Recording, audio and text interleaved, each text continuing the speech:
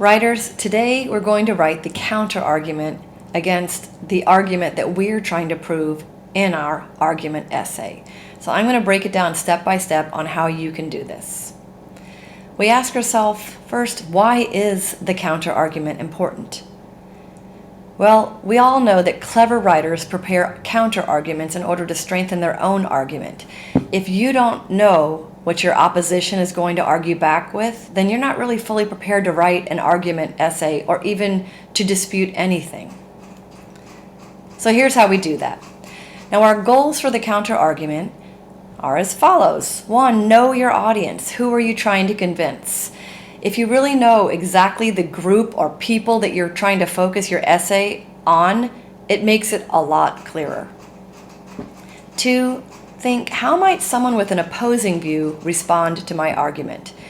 If you think about what they might say against your argument, then you can already prepare what you would say back to them. And lastly, we're going to add specific evidence to respond to those views, and we're going to use transitions to link those thoughts together. All right, so let's start off with know your audience. Who are you trying to convince? If you know who is on the other side, it's extremely helpful. Ask yourself, who might this directly affect? Or who might disagree with me? Sometimes it's not always clear who might disagree with me, and in that case, it would be some people think. They'd always be the some people. But in our case, and in my essay, it's pretty clear who's on the other side. My argument of my essay is people shouldn't fish off of Manhattan Beach Pier. So I think, who might disagree with me? Who might this directly affect?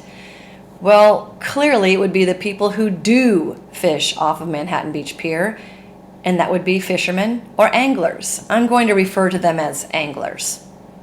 All right, now I know my audience. Next, I think, how might someone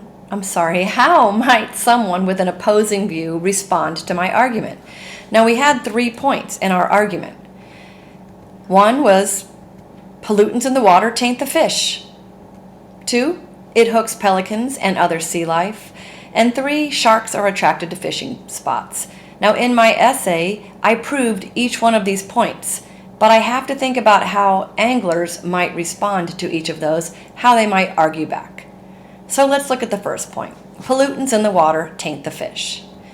Now again, my audience is fishermen or anglers. So what might they say against pollutants in the water tainting the fish? Because I did prove it's true. They might say something like, it's worth the risk of getting sick by eating tainted fish. And in my evidence and in my research, that is actually what some of the fishermen said. They said, we'll take our chances.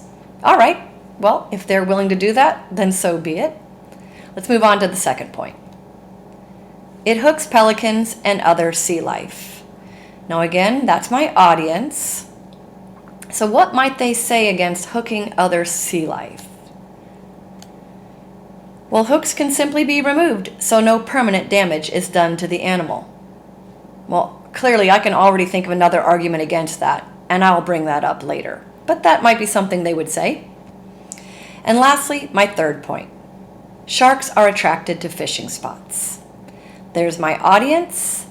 So what might they say about sharks being attracted to fishing spots? They might say something like, well, sharks live in the ocean, so encounters with people are unavoidable. It's kind of true. I might have a little bit of trouble arguing that one, but we'll see how I do. All right, so what I have to do is take all of those sentences I just put, again, all the arguments they have against my points together. And this is what it would look like. Now, the way they are now is simply choppy. There are 3 different points. They're not connected in any way, shape, or form. They are arguments against my argument, but the magic is in weaving them together. And that brings us to point number 3. Add specific evidence to respond to those views and use transitions to link thoughts. Let me show you what that looks like. Now notice that there are 3 colors.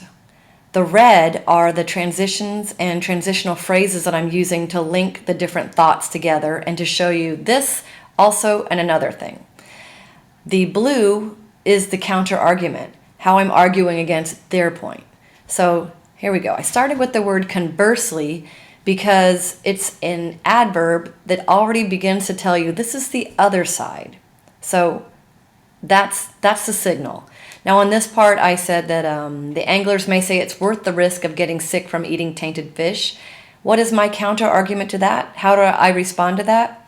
I believe that anglers might think differently if they realized that they were exposing their family to cancer or liver damage.